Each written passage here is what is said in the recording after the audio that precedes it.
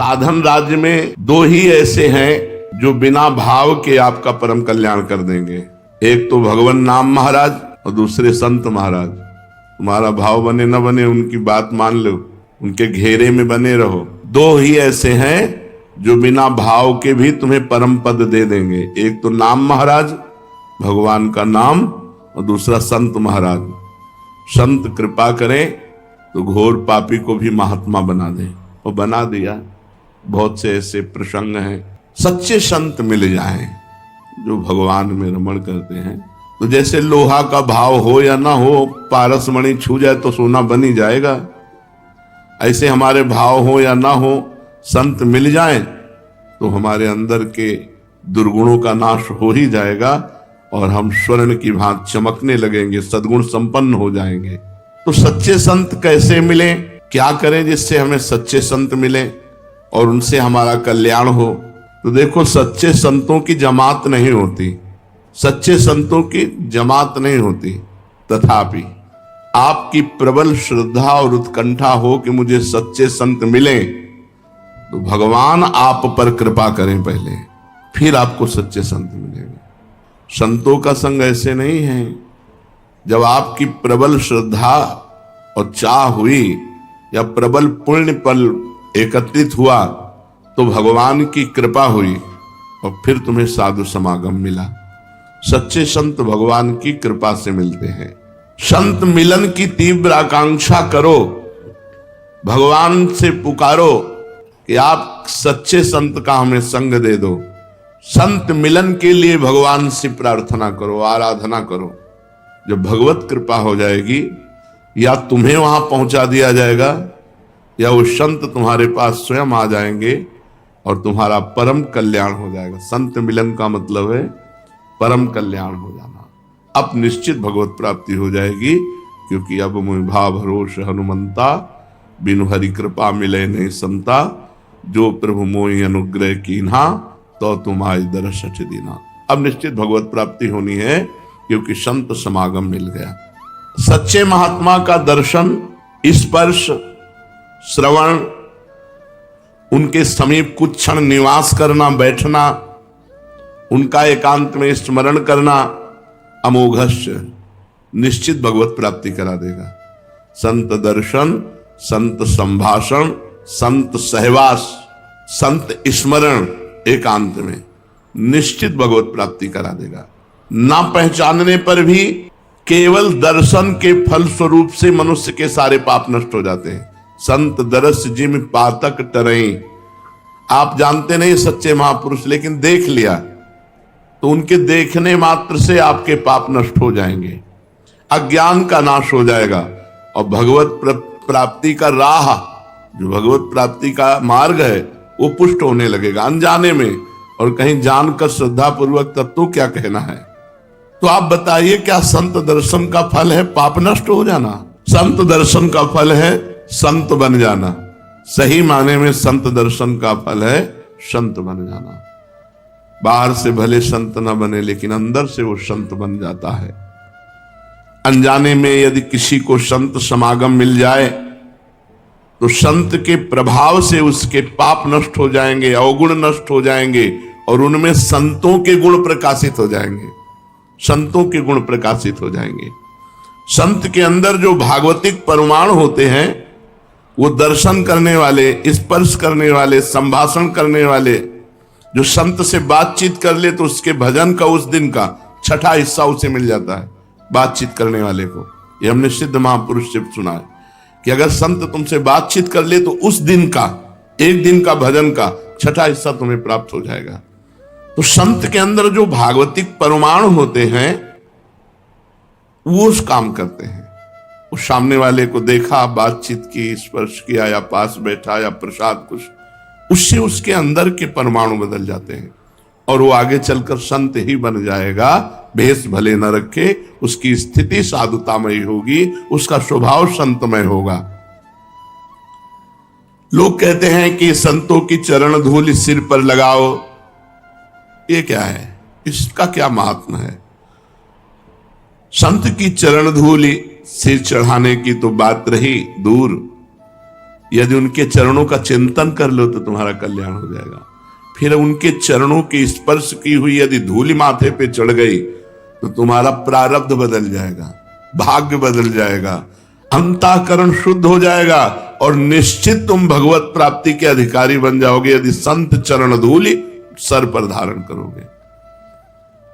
रहुगण को यही उपदेश किया जड़ भरत जी ने कि न तपस्या से, न वेदाध्ययन से, न यज्ञों से, न सूर्य चंद्र की उपासना से, न गृहस्थ धर्म के पालन से, ये जो मैं उपदेश कर रहा हूं ये केवल महापुरुषों की चरण धूलि से जागृत होता है। रहु गणित तत्तपसा न याति न चेज्या न निरूपणाद गृहाद्वा न छंदसा नैव जलाग्न सूर्यो बिना महात्पाद रजोभिषेकम। संत चरण धूलि अंतःकरण को शुद्ध करके भगवत साक्षात्कार करा देती है।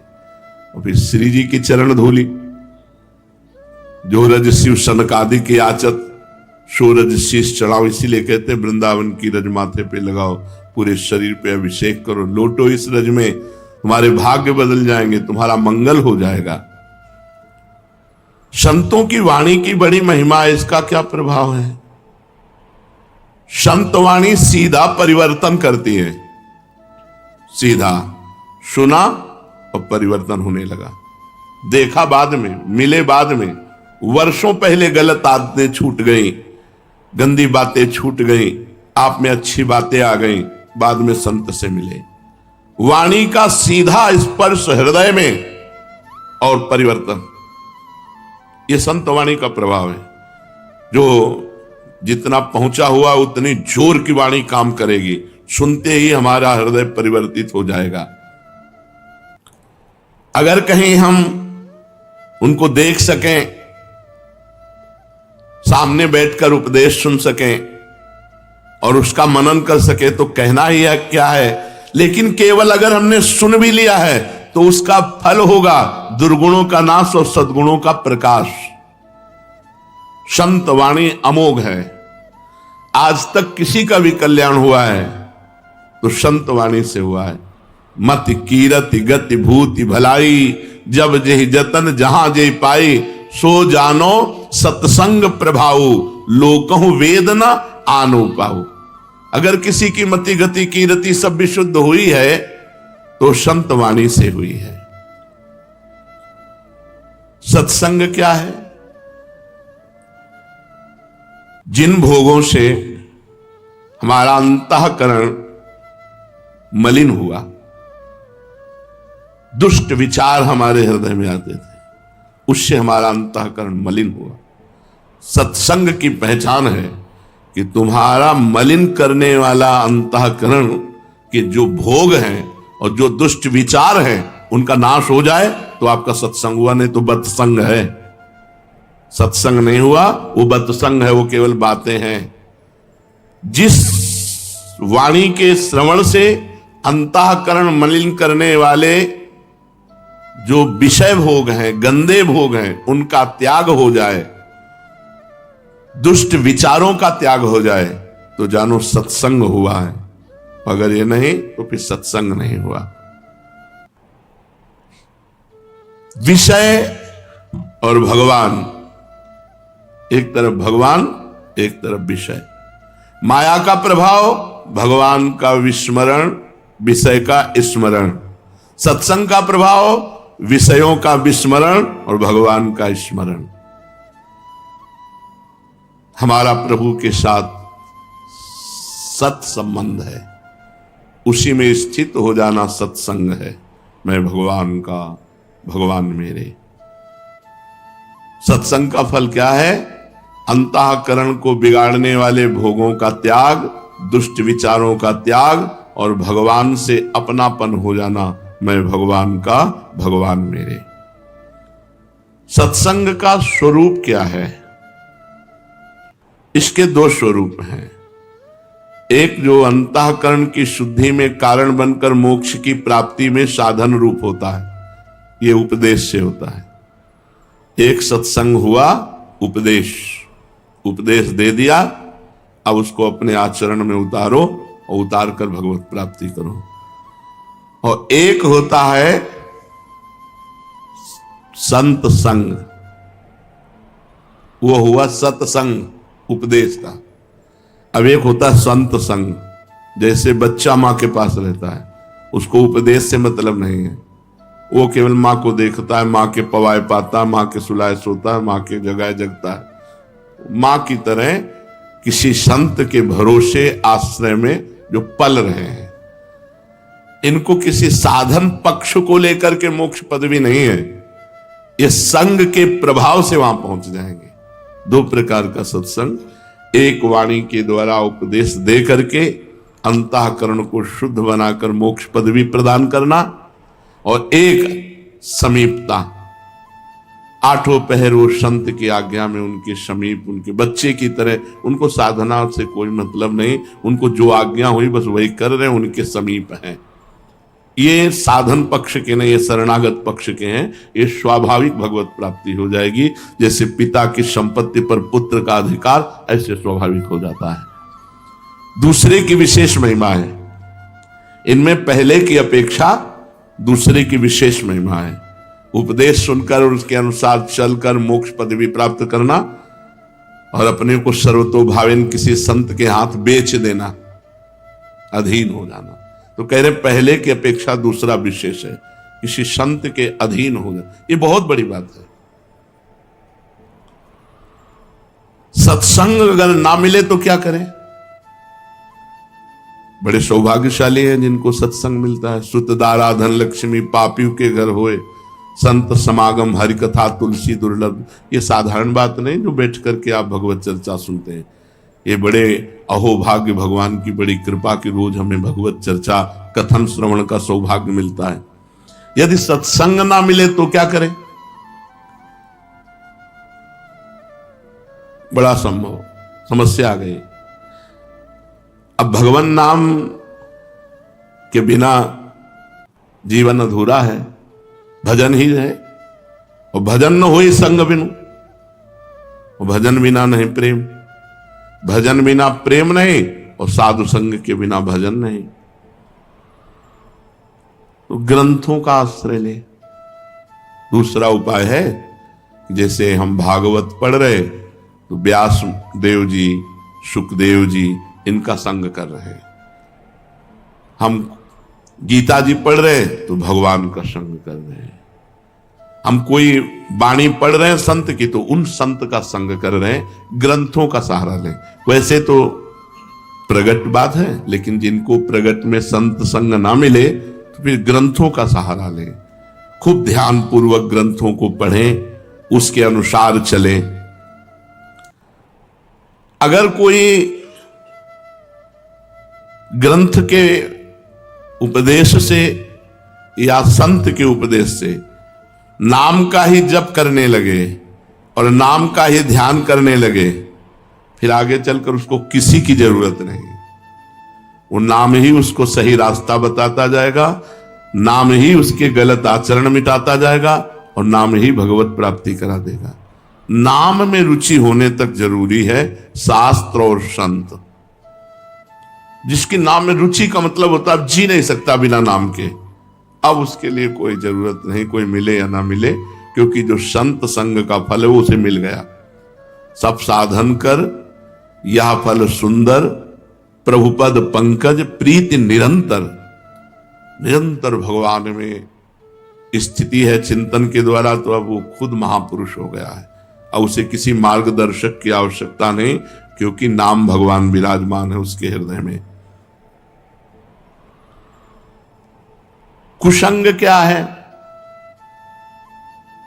जिस व्यक्ति के संग से नाम छूट जाए, बुरे आचरण अच्छे लगने लगे, बुरे आचरणों में प्रवृत्ति होने लगे, भगवान का भजन छूट जाए, वो व्यक्ति, वो वातावरण, वो परिस्थिति, वो वस्तु, वो विचार, इन सबको त्याग दे। जिस व्यक्ति वातावरण, परिस्थिति, वस्तु, विचार के संग से भगवान का चिंतन छूट जाए, बुराई अच्छी लगने लगे, उसी का नाम कुसंग है।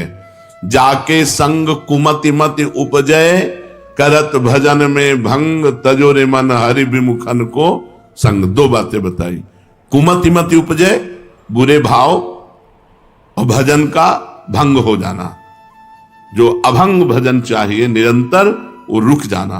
भजन छूट गया और गंदे विचार आ गए, किसी वस्तु के खाने से या किसी वातावरण से या किसी व्यक्ति से या किसी परिस्थिति से, वो सब कुसंग है। वो व्यक्ति, वस्तु, परिस्थिति, विचार, वो सब कुसंग है जिसके संग से भजन छूट जाए और भोग अच्छे लगने लगे।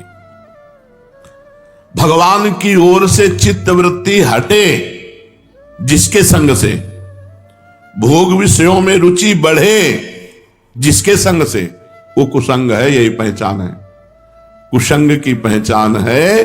भोगों में रुचि बढ़े और भगवान से चित्त वृत्ति हटे, कुसंग हो गया। चाहे वो वस्तु का हो, चाहे व्यक्ति का हो, चाहे पदार्थ का हो, चाहे परिस्थिति का हो। बहुत सावधान रहना। हमें वो खाना नहीं, वहां जाना नहीं, वो देखना नहीं, उससे बोलना नहीं, उससे संबंध नहीं रखना जिससे भजन छूट जाए। जाके प्रिय न राम भय देही, तजिए ताहि कोटि बैरीशम यद्यप परम स्नेही। चाहे वो हमारा कितना प्रिय रिश्तेदार क्यों न हो। तो कुसंग का प्रभाव क्या है? मनुष्य को उन्नति के मार्ग से पतन के मार्ग में पहुंचा देना। संग के अनुसार मन बनता है और मन से आचरण होते हैं। तो जब कुसंग होता है तो मन गंदा हो जाता है, फिर मन गंदे विचार प्रकट करता है, फिर गंदे आचरण बनते हैं, दुर्गति हो जाती है। कुसंग का सीधा फल है दुर्गति। इसलिए मनुष्य को कभी नीच का संग नहीं करना चाहिए। नीच माने पतन मार्ग वाले। जो पतित गंदी बातें करे, प्रपंच की बातें करे, भोग की बातें करे, भगवान से विमुख होने की बात करे, वो चाहे कोई भी हो, दूर से ही उसका संग त्याग कर देना चाहिए। साधु और असाधु में अंतर क्या है? बहुत बड़ा अंतर है। असाधु के संग से मोह बढ़ेगा और साधु के संग से ज्ञान बढ़ेगा। असाधु के संग से भोग बुद्धि बढ़ेगी और साधु के संग से योग बुद्धि बढ़ेगी। भगवान में योग। महात्माओं का समागम भगवान से मिलाता है और जो असाधु हैं, दुरात्मा है, ये नरक पहुंचाते हैं। क्योंकि नरक के 3 द्वार हैं, काम, क्रोध और लोभ। कामा, क्रोधा तथा लोभा तस्मादेत त्रयम त्यजेत। भगवान ने कहा 3 नरक के द्वार हैं। अगर इनमें से काम, क्रोध, लोभ कोई एक भी है तो हमें नरक पहुंचा देगा। तो वैसे तो हमारे अंदर है ही, अगर कुसंग हो गया तो और बढ़ जाएगा। त्रिविधम नरकस्येदम द्वारम नाशन मात्मना कामः क्रोधा तथा लोभा तस्मादेत त्रयम त्यजेत। ये आत्मा का नाश करने वाले 3 भाव हैं, काम, क्रोध, लोभ। और ये नीच पुरुषों के संग से, दुष्संग से इनकी वृद्धि होती है और ये क्रियात्मक होते हैं और हमें नरकगामी होना पड़ता है। सत्संग की जीवन में कितनी आवश्यकता है? जैसे जीने के लिए श्वास की आवश्यकता है, ऐसे हमारे जीवन के लिए सत्संग की आवश्यकता है। सत्संग नहीं मिला, 2 मिनट में ऐसी वृत्ति हुई, गंदा काम किया, आजीवन जेल, आजीवन जेल। बस 2 मिनट संभालना था बुद्धि को, नहीं संभाल पाए और ऐसा कृत्य हो गया, ऐसे आचरण हो गए कि थू थू और संसार में चले गए। ऐसा क्यों हुआ? क्योंकि सत्संग से रहित बुद्धि है। जीवन में जैसे जीने के लिए हमें श्वास की जरूरत है, ऐसे ही हमें सत्संग की जरूरत है। सत्संग की, बिना सत्संग के मनुष्य पशु है, राक्षस है, जो मन में आया सो कर रहा है। जिसके जीवन में सत्संग नहीं है उसका जीवन अधूरा जीवन है। जैसे हम श्वास के बिना जीवित नहीं रह सकते, ऐसे हम सत्संग के बिना परम पवित्र जीवन नहीं धारण कर सकते। चाहे वो जितनी अवस्था हो जाए, हमारी दुर्वासनाएं सत्संग से ही नष्ट होती हैं। संतों का मिलना या उनके पास जाना ये प्रारब्ध भाग्य की बात है या कृपा की? हमारे भाग्य बड़े थे तो हमें संत मिले, या भगवान की कृपा हो गई? संसार में आना जाना, मिलना बिछुड़ना, ये सब प्रारब्ध के अनुसार होता है, भाग्य के अनुसार। लेकिन भगवान के प्रेमी संतों का मिलन केवल भगवान की कृपा से होता है, भाग्य से नहीं होता। बिनु हरि कृपा मिले नहीं संता, केवल भगवान की कृपा से होता है। भगवान जिसे अपनाना चाहते हैं उसे संत समागम देते हैं। मतलब भगवान ने हमें स्वीकार कर लिया, हमें सत्संग मिलता है, ये प्रमाण है। भगवान जिसे अपनाना चाहते हैं उसे कृपा करके संत समागम देते हैं, और जिसे भटकाना चाहते हैं उसे कुसंग दे देते हैं।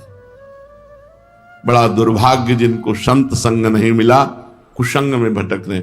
ऐसे लाखों लोग हैं जो संत संग से सुधर गए, सुधर रहे हैं और सुधरेंगे, और ऐसे लाखों लोग हैं जो कुसंग से नष्ट हो गए। कुसंग सर्वथा त्याज्य, संत संग भगवान की कृपा से।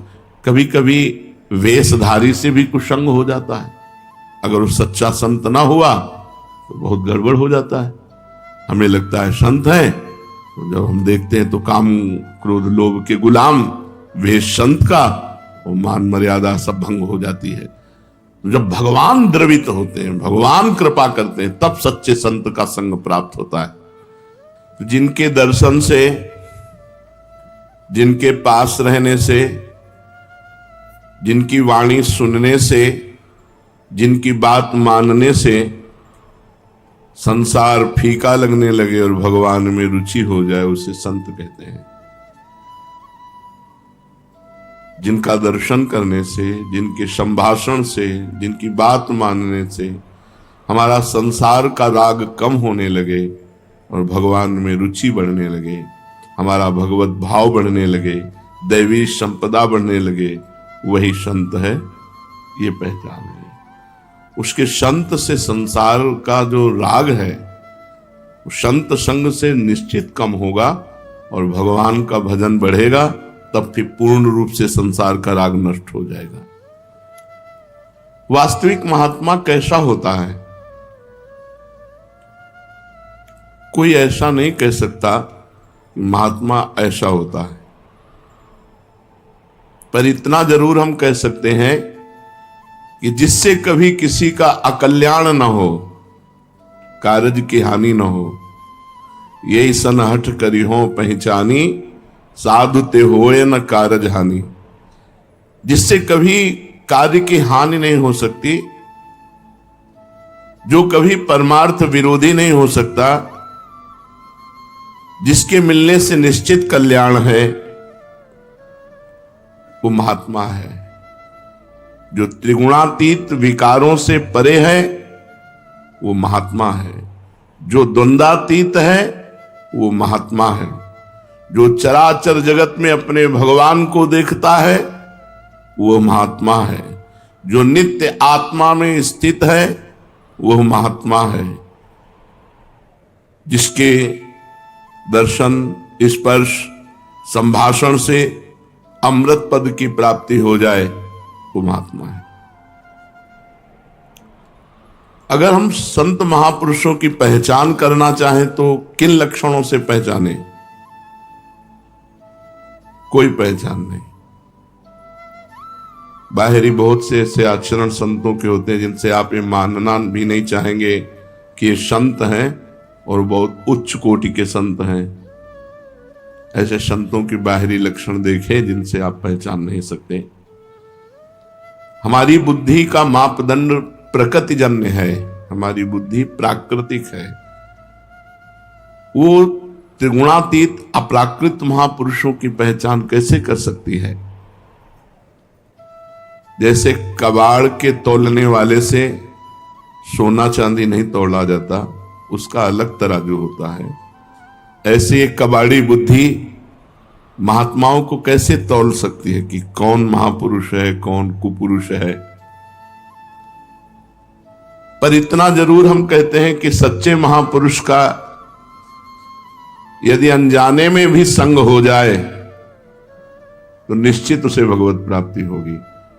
देवर्षि नारद जी ने कहा, महासंगस्तु दुर्लभ हो, महापुरुषों का संग दुर्लभ है, पर अगम्यों, उनका निर्वाह कर पाना कठिन है। अगर निर्वाह कर ले गए तो अमोघस्य निश्चित भगवत प्राप्ति हो जाएगी।